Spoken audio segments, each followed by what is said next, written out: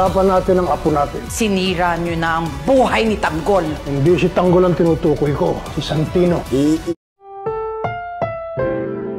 Ang programang ito ay rated SPG. Striktong patnubay at gabay ng magulang ang kailangan. Maaaring may masiselang tema, lengguwahe, karahasan, sexual, horror o droga na hindi angkop sa mga bata.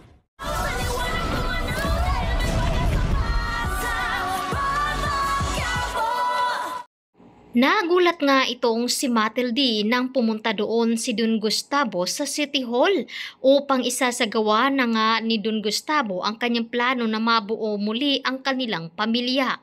Kaya naman agad sinabi dito ni Don Gustavo kay Tinding na hindi dapat pag-usapan si Tanggol kundi ang tungkol kay Santino dahil nasa puder niya daw itong si Santino at hindi pa nga alam dito ni Tinding na nabuntis nga ni Santino si Erica na ito nga ay magpinsang buo. Samantalang dito nga nagulat itong si Tinding dahil wala itong kamalay-malay na ito palang si Don Gustavo ay mukhang papanig na nga sa kanila.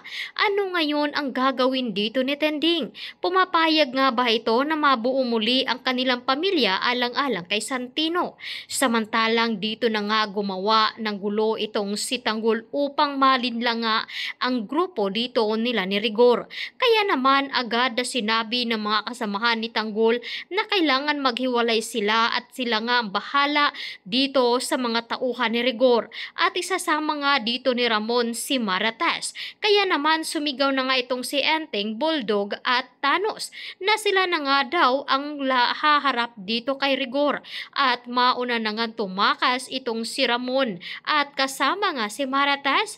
Kaya dito na nga umiksi na itong si Tanggol at agad naman na sinusundan dito ni Rigor, ngunit hindi magpapatalo si Tanggol at hindi na nga daw niya bibigyan ng pagkakataon itong si Rigor.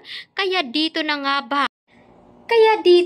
ba magtatagumpay itong si Tanggol at Ramon upang maitakas at makuha itong si Maratas laban dito kay Rigor di Magiba?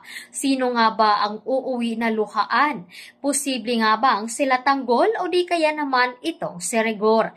Kaya ngayong gabi abangan natin at dapat nating tutukan ang mga kaganapan dito lamang sa EPJ's Batang Quiapo. At kung fan ka dito at updated ay pwede ka na rin mag-subscribe dito lamang sa aking channel upang updated ka sa ating mga highlights theory update tungkol sa EPJ's Batang Quiapo. Maraming salamat!